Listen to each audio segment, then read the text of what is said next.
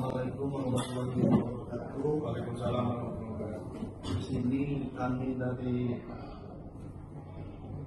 mahasiswa Universitas Muhammadiyah ingin menanyakan tindak pidana curas. Dan di sini kami memberi perkenalan dulu Pak.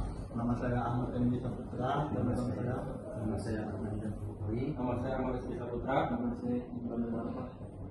Di sini kami ingin menanyakan tentang kasus tindak pidana curas. Jadi untuk masalah tanggapan Bapak, bagaimana curas di Kota Bumi Kota ini? Apakah semakin merajalela? Apakah alhamdulillah menurunnya? Dan mengapa curas termasuk kejahatan yang paling berat?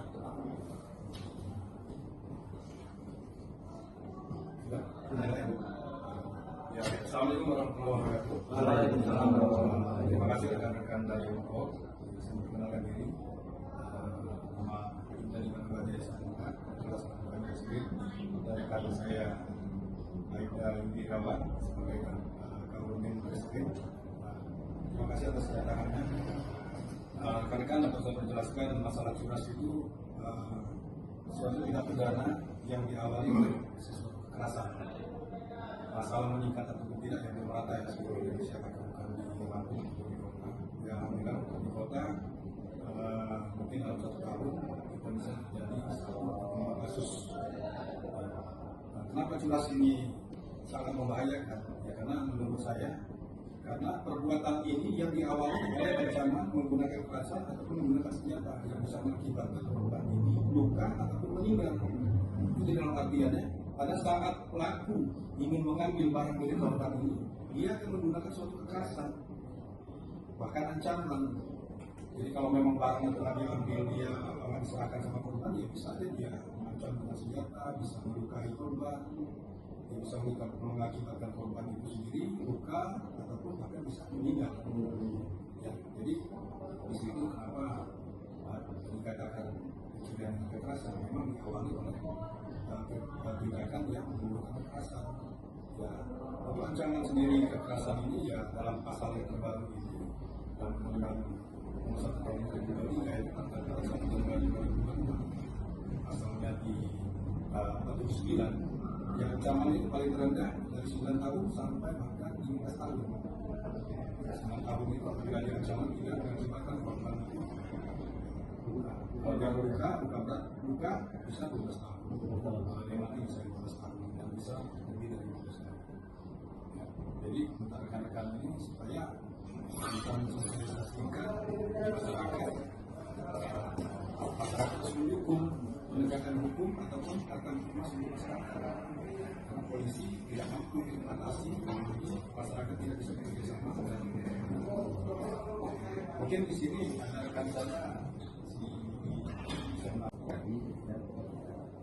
curas mereka kekerasan ya dijelaskan sama kali tadi dengan ancaman kekerasan menuju ke istilahnya pakai ancaman fisik misalnya kita pakai senjata dan lain-lain untuk mengambil suatu barang karena kami orang lain jadi jelas ancamannya 9 tahun 12 tahun ini 19 tahun kan seperti itu aja. Kalau kita kejadian kita di Kota Bumi ini ya ada sih yang dijelaskan tadi ya, setiap wilayah juga ada yang namanya curas atau begal lah kan istilah kita nih yang paling awam di masyarakat begal.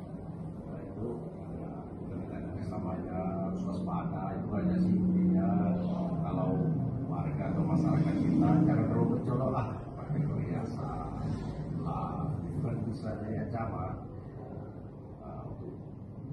Kita di sini kasusnya ada juga bukan tapi yang terbaik semua tapi ini itu ya ada yang lain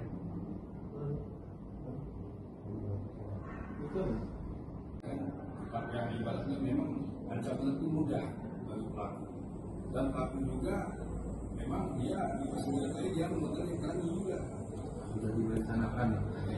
Jadi rata-rata ya pelakunya ya sebenarnya kalau secara umumnya ya masih banyak muda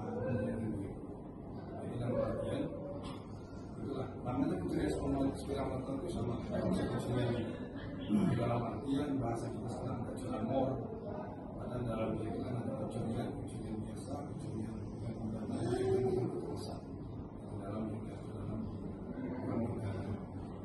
rekan-rekan apa yang terjadi, memang itu yang kerjaan ibaratnya yang kasat mata dilihat oleh pelaku secara spontan, apalagi pelaku pencurian dengan kekerasan termasuk begal ini yang dikenal oleh masyarakat ini. Semudah itu dia mengintai korban, dia jalan yang sepi, daripada dia memang bisa dikuasai dia oleh korban, sehingga dia bisa melakukan hal yang aneh-aneh. Untuk upaya penegak hukum ini gimana Pak?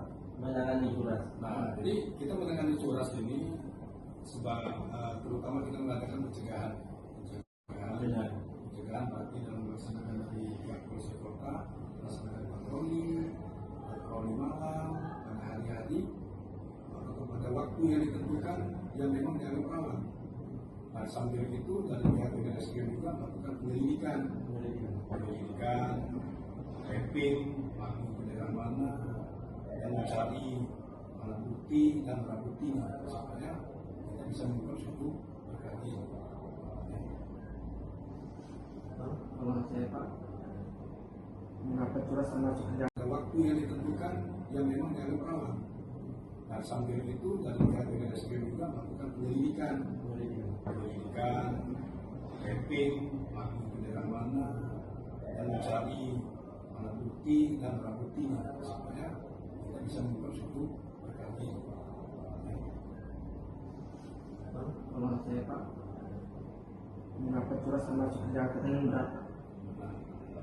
Karena dia ibaratnya kenapa dikatakan berat? Itulah dikatakan pencurian dengan kekerasan. Dia pasti melakukan dengan kekerasan. Kekerasan ini dia dua alternatif, ataupun dia melukai korban ataupun dia menghilangkan nyawa korban. Itu dia mengambil suatu barang milik korban. Itulah makanya kenapa dikatakan ancamannya paling keras. Karena dia tidak segan-segan untuk melukai korban. Kan mungkin ada yang lihat pemerintahan segala macam. Dan mereka tanpa kompromi masalah seperti itu. Terus ketika barang ini diminta dia dipaksa dia nggak mau, dipaksa dia harus melukai korban. Bisa sampai meninggal. Bisa.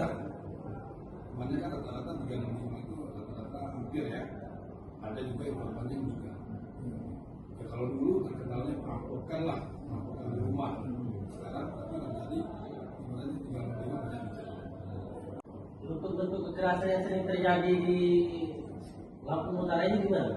Kekerasan yang terjadi pada saat dia Ada kekerasan Lampung Utara. ya, termasuk yang sudah tadi ya. Iya. Melukai oleh pelaku dengan menggunakan senjata tajam. Ada yang sampai meninggal dunia. Sementara untuk meninggal dunia karena pada saat ini ya mereka mengambil menghentikan suatu kendaraan ini seketika, jadi mengakibatkan korban ini bisa ada nafas dulu. Menurut saya ancaman bagi pelaku curas itu apa aja ancamannya? Ya ancamannya itu dari 9 tahun sampai 15 tahun. Ini yang memang yang sudah disahkan pelaku. Kalau bisa sampai yang meninggal tuh 15 tahun Pak? Ya, yang pasti dalam bicara aturan dalam kuhap seperti itu. Faktor yang menyebabkan orang itu terjadinya curas itu apa sih Pak? Kalau menurut Bapak? Ya kalau faktor ya faktor yang pasti kan rata-rata pelaku kan residivis. Iya. Residivis sebenarnya memang udah pelaku spesialis yang melakukan seperti itu. Jadi faktor mereka melakukan hal itu yang saya tadi, itu kebanyakan kasat mata korban. Oh, ini motornya bagus. Nggak direncanakan. Ya, tapi dia merencanakan mencari barang, tapi merencanakan suatu korban belum merencanakan, tapi dia mencari sasaran korban yang bisa. Ini Pak, bagaimana korban dalam kasus pencurian dan kejahatan itu? Kayak misalkan ada surat legal tuh, apakah Pak ini bisa belajar lagi? Yang pasti begini kan, kita berupaya untuk suatu negara. Tapi memang perkara itu bisa ditemukan dan kita temukan barang bukti tetap kita setelah mendapat putusan tetap di pengadilan mesti barang bukti kita serahkan kepada penyidik.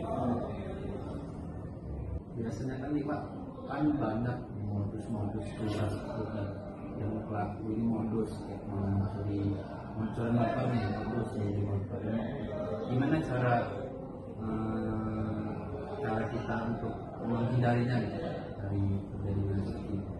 Yang pasti begini katakan niatnya suatu pelaku itu kan namanya hati seseorang itu kan susah kita terbatas seperti terkadang ya yang kita sampaikan tadi kan di luar yang biasa pulang di motor kawannya kemudian biarkan balikan lagi rata-rata seperti itu manusia kan Banyak sekarang banyak kejadian gitu. seperti itu kan dalam artian rekan-rekan lebih harus lebih waspada dalam kita memahami karakter kawan jangan sembarangan.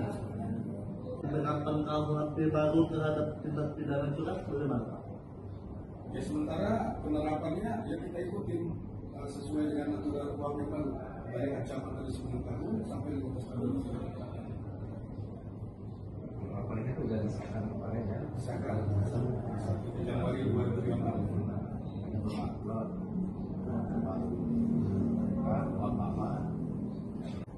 Upaya apa sih aparat penegak hukum untuk menyelidiki kasus curhat ini bagaimana? Yang pasti upaya kita berbagai macam cara ya, berbagai macam cara. Sampai pelaku itu ketangkap. Ya kita tetap bekerjasama dengan pihak-pihak polsek yang lain mendata residivis sudah keluar. Ya kan, itu kita pantau residivis yang mungkin dia mengulangi suatu perbuatan itu atau kita tetap mencari informasi keberadaan barang bukti dia yang contohnya kemana barang bukti motor yang kita cari informasi seperti ini. Ini kan contoh kecil yang seperti di wilayah depan di Pasar Lama. Ya. Nah, itu kan sudah ditangkap salah satu pelaku ya Pak. Itu gimana? Ini upaya ininya. Viralis ya. Iya, Yang viral. yang viral kemarin. Ah, yang Rudi. Ya kebetulan alhamdulillah salah satu pelaku itu kita sudah kita amankan. Ya sudah kita amankan berikut barang buktinya, berikut selfie-nya sudah kita amankan. Itu atas kerjasama juga dengan masyarakat memberikan informasi. Dan sementara pelaku sudah kita tahan, sudah kita sidik, sementara kasusnya saat ini akan penyidikan. Apakah ada modus yang sering terjadi Pak dan sering dipakai oleh curhat ini Ya. pelaku? Ya rata-rata curas ini rekan-rekan, curas ini adalah perbuatan dia yang parkir. Ya contoh kemarin yang di Pasar Lama itu kan awalnya dia karena mengambil motor. Iya. Ya kan?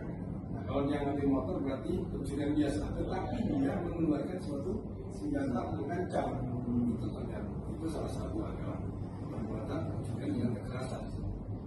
Ada pesan-pesan Pak untuk masyarakat untuk pencegahan curhat bagaimana? Yang pasti kita mohon bantuan kepada rekan-rekan untuk menyampaikan kepada masyarakat, bisa masyarakat itu bisa menjadi seorang polisi sendiri dan dirinya sendiri, ya, untuk bisa menjaga dirinya dan hartanya, jangan tetap mengaktifkan suatu sistem di wilayah, suatu melakukan pencegahan supaya tidak ada suatu kesempatan pelaku akan melakukan perbuatan pidana di wilayah tersebut. Terima kasih Pak Yusuf. Ya. Kami akhiri bisa dilihat pasal itu lebar. Assalamualaikum warahmatullahi wabarakatuh.